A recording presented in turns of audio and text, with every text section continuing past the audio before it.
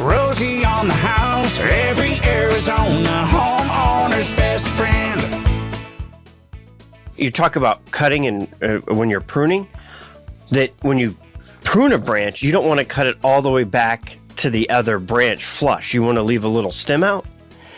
Correct. Yeah, you could describe it as a little stub. I often describe it that way to homeowners because that way I don't have to use industry jargon like the branch bark collar.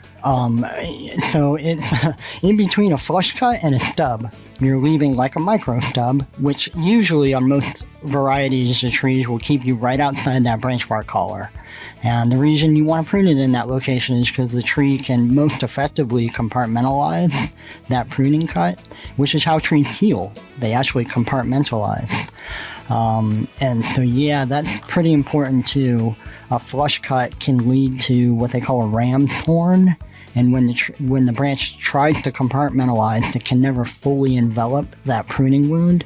And then you have an entryway for decay into that branch, which can cause problems later down the road. So honestly, if you're going to have to pick between a flush cut and a stub, I prefer a stub because then the branch can that stub will usually die back and the tree will naturally compartmentalize like it would with a dead branch.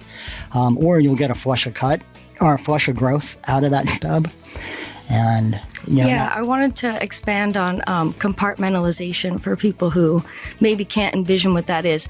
So trees are alive on the outside, and on the inside of the tree, it is dead. So trees take their dead cells and they push them on the inside, and they stay alive on the outside. That's how they get bigger, and that's how they grow.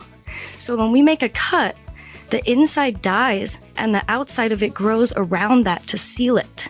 So we're trying to make a cut that the tree can best effectively close over. So I hope that kind of gives everyone a depiction of what's really going on. Rosie on the house, every Arizona homeowner's best friend.